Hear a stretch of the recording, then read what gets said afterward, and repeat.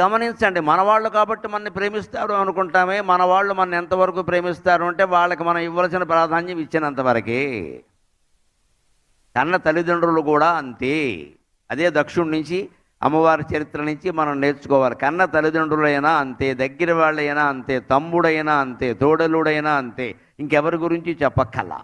వాళ్ళకి ఇవ్వవలసిన ప్రాధాన్యం మనం ఇచ్చినంత వరకే మనని గౌరవిస్తారు. ఆ ప్రాధాన్యం కొంచెం తగ్గింది అంటే అంతవరకు అనుకూలంగా మాట్లాడిన వాళ్ళే వ్యతిరేకంగా మాట్లాడతారు. ఇది దీనికి సిద్ధంగా ఉండాలి.